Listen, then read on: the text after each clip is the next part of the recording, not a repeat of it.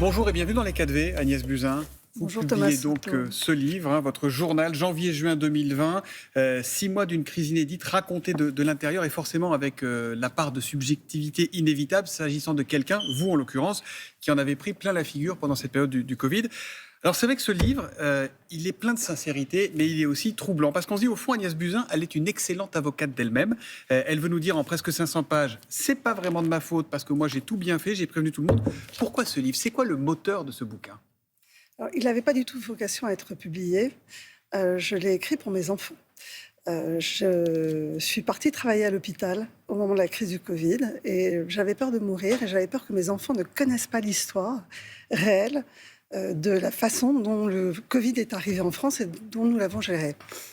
Et puis, nous sommes à bientôt 4 ans de cette crise et il y a dans l'inconscient collectif l'idée que personne n'avait rien vu et que tout d'un coup, on s'est réveillé. Et il me semblait que si on veut tirer les bonnes leçons de cette histoire, et c'est l'objet de ce livre, c'est un retour d'expérience, c'est une contribution au débat, eh bien, il faut qu'on ait la totalité du récit. Alors, on va plonger dans ces quelques mois de folie pour bien comprendre et essayer de vous comprendre. Je voudrais qu'on réécoute ce que vous disiez en conférence de presse. On est donc là le 21 janvier 2020. S'agissant de ce Covid, il faut être honnête que tout le monde prenait pour un vague virus présent en Chine. Et voilà ce que vous dites en conférence de presse. Le risque de production en France de cas liés à cet épisode est faible, mais il ne peut pas être exclu, d'autant qu'il existe des lignes aériennes directes entre la ville de Wuhan et la ville et la France. Et ça, pour vous, c'est le début des ennuis, parce que vous répétez, vous écrivez dans le livre, que les médias, nous, que les autres politiques, que tous ceux qui vous sont tombés dessus n'ont entendu que la première partie de la phrase. Le risque de Covid est faible pour nous, alors que vous dites attention, ça ne veut pas dire que c'est durable. Et ça, vous voulez le prendre en boomerang pendant des mois et des mois derrière. Oui, ce que vous ne dites pas en reprenant cette conférence de presse, et je l'explique dans le livre, c'est qu'en réalité, je suis la première au monde à faire une conférence de presse. Non pas pour dire que tout va bien, mais parce que j'ai la perception qu'il y a un risque et que je veux progressivement faire monter le niveau de conscience et de compréhension de ce qui se passe chez les Français. Vous parlez d'une intuition. Alors, je dirais que c'est un peu au-delà. C'est aussi mes connaissances médicales qui font que je comprends que ce jour-là, il y a une rumeur qui court à l'OMS qu'il y aurait une transmission entre humains. Et donc, ça change complètement la dynamique de la potentielle épidémie. Avant, on nous expliquait que ça venait d'un marché aux poissons. Comprenant ça, je dis à mes équipes, on va faire une conférence de presse et on va parler aux Français tous les jours. Je suis donc la première à faire une conférence de presse. Je commence à alerter. Évidemment, je ne vais pas dire le premier jour, ça risque d'être une pandémie mondiale. Et en fait, ce qui me revient en boomerang, c'est d'avoir été la première à alerter. Si j'avais attendu, je dirais, comme beaucoup de pays, 15 jours, 3 semaines supplémentaires, peut-être que cette phrase ne serait pas reprise. Vous faites une conférence de presse pour alerter et nous, ce qu'on retient, c'est pas grave, alors que c'est pas ce que vous dites.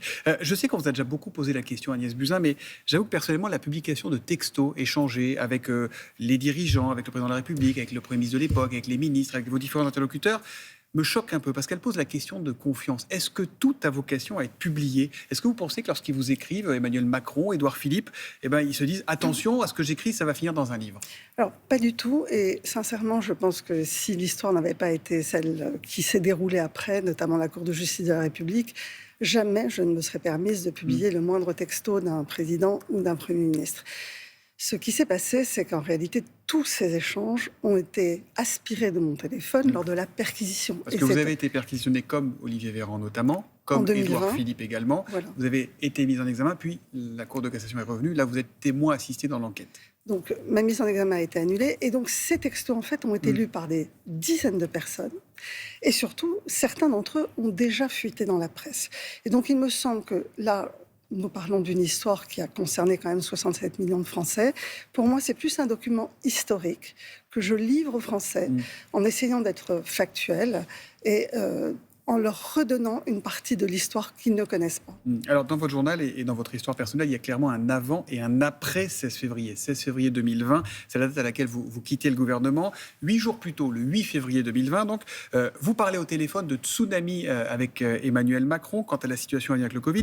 Le contexte, vous le racontez très bien. Vous êtes au cinéma, il essaie de vous appeler plusieurs fois. Vous dites, je vais le prendre. Vous mettez sur les marches du cinéma 40 minutes au téléphone. Vous dites, attention, ça va être un désastre sanitaire. Ça va nous coûter 10 points de croissance, etc., etc. etc. C'est vrai que vous voyez clair avant tout le monde, ça c'est incontestable, mais c'est aussi là que vous faites peur au président. Et ce que vous reprochera le secrétaire général de l'Élysée, Alexis Kohler, et d'où ce Agnès, tu as fait peur au président, c'est lui qui le dit. Est-ce qu'on essaye de vous intimider, de vous faire taire, de vous dire minimise, tais-toi? Qu'est-ce qu'on vous dit à ce moment-là? Non, j'en ai beaucoup rediscuté avec mes collègues ministres de l'époque, puisque j'avais pris la parole 2-3 fois au Conseil des ministres, et j'avais évoqué des chiffres assez effrayants du nombre de morts potentielles pour une épidémie qui avait entre 1 et 3% de mortalité. Et tous les ministres sont revenus me voir après ma mise en examen, etc., en me disant, mais en fait, on t'a pas cru, on a pensé que tu étais comme tous les médecins, à toujours voir le pire, le plus grave, et en réalité... Voilà, il y a eu une difficulté pour moi de faire prendre conscience de la gravité, mais non pas aux politiques. Je dirais que ce n'est pas le politique le problème. Le problème dans cette crise, c'est qu'il y a eu une forme de déni collectif jusque quasiment le 15 mars, jour du confinement, et notamment de beaucoup de médecins des plateaux télé qui n'ont pas cessé de parler de grippette. Absolument. Alors là, on se dit, quand vous appelez le président et tout ça, super, elle a fait le job, c'est une remarquable lanceuse d'alerte. Sauf que 8 jours plus tard, donc le 16 février, on y arrive, vous quittez le gouvernement pour aller faire la campagne titanique de la majorité à la mairie de Paris. Est-ce que la grandeur de la politique, c'est pas de savoir dire non? Pourquoi vous arrêtez pas de dire j'aurais pas dû. Vous avez une conviction qui est viscérale et on sent votre sincérité. Pourquoi vous dites pas à Emmanuel Macron, ben non, j'y vais pas. En fait, je ne pars pas. Si tu veux, tu me sors du gouvernement, mais je vais pas faire la campagne parce que c'est pas le sujet. Alors d'abord, avant de répondre à votre question, je ne suis pas une lanceuse d'alerte. Nous n'arrêtons pas d'agir. C'est ce que montre ce livre aussi, c'est qu'en réalité, le ministère est en ordre de marche depuis le 1er janvier. Nous commandons des masques, nous commandons des respirateurs, nous lançons le plan Orsan, qui est le plan blanc des hôpitaux.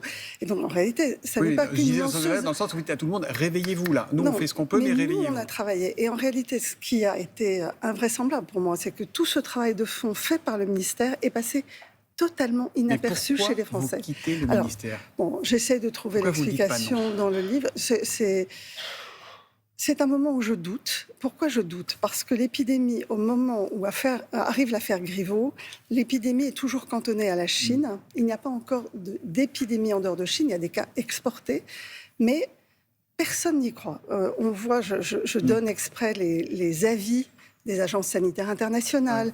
Je donne les messages des médecins sur les plateaux télé. Et en réalité, j'ai l'impression d'être la seule à voir ce tsunami arriver. Donc vous dites peut-être que je me trompe? Alors d'abord, j'ai vraiment un sentiment de grande solitude et de doute. Et donc, je doute énormément. Après, je me rends compte que je n'ai pas réussi à les convaincre. Eux réussissent à me convaincre pour X raisons. Évidemment, une raison de loyauté. C'est un regret aujourd'hui encore ou pas? C'est un immense regret. C'est un immense regret. Et sincèrement, l'épidémie commence en Chine 6 jours après mon départ. Là, je comprends que ce que j'avais prédit ou pressenti est la réalité. Et dès que l'épidémie démarre en Chine, je me dis, j'aurais dû rester, quelle horreur. Et j'essaye d'agir, en fait. Et vous me voyez continuer à essayer d'agir alors que je suis en campagne. Les semaines de confinement sont extrêmement difficiles pour vous. Vous êtes ciblé par l'extrême droite, ciblé par les complotistes, ciblé par les amis du professeur Raoult.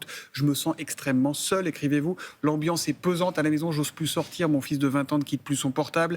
Il est envahi par tout ce qu'il lit et que lui rapportent ses amis. Il se renferme de plus en plus. J'évoquais le professeur Raoult, que vous surnommez le druide des calanques, dont vous écrivez qu'il est un cas d'école mégalomaniaque. Vous l'appelez même dans un SMS envoyé à Édouard Philippe à l'époque, le dingue de Marseille, ce à quoi il vous répond, il est vraiment fondu ton pote. Et pourtant, au mois d'avril, Emmanuel Macron va très officiellement, pendant des heures, saluer son travail, lui rendre hommage chez lui, dans son institut à Marseille. Qu'est-ce que vous vous dites à ce moment-là? D'abord, je pense qu'il a été mal conseillé, évidemment, puisque en réalité, si je dis tout ça du professeur Raoult, c'est pas tant à cause de la crise, c'est l'antériorité. Et ça ne vous choque pas dans le président qui va lui dérouler le tapis rouge? Enfin, souvenez-vous, il y a un élan national. Les Français ont très peur. Tout d'un coup, ce confinement arrive, pour eux, brutalement, et ils espèrent qu'un traitement va les sauver. Et devant cette ferveur, je dirais, collective, cette pression politique, cette pression médiatique, le président, et c'est comme ça que je l'interprète, probablement doit penser qu'il faut montrer qu'aucune piste n'est négligée, et donc il entend la ferveur populaire. Après, je ne sais pas à quel point il l'a pris au sérieux. Vous échangez toujours avec le président de la République? Bien sûr, évidemment, je lui ai apporté mon livre avant qu'il ne sorte. Bon. Et s'il vous demande de revenir au gouvernement demain? Non, pour l'instant, ce n'est pas le sujet. Bon. Voilà. Merci beaucoup Agnès Buzyn. Tenir ce journal m'a permis de continuer à avancer sans m'effondrer. C'est un témoignage fort, un témoignage important, vous le dites. Vous êtes venu nous en parler, ce journal, ce récit janvier-juin 2020, publié chez Flammarion, est en tout cas un éclairage utile et rare de l'intérieur. Et je précise, parce que vous ne l'avez pas dit, que toutes les royalties, tous les droits d'auteur de ce livre, vous les reverserez aux hôpitaux publics. Au moment de refermer cette interview, je voudrais évidemment avoir une pensée pour Jean-Pierre Elkabbach ce matin. Il est parti et il nous laisse avec sa passion en héritage. Merci d'être venu. Merci à vous.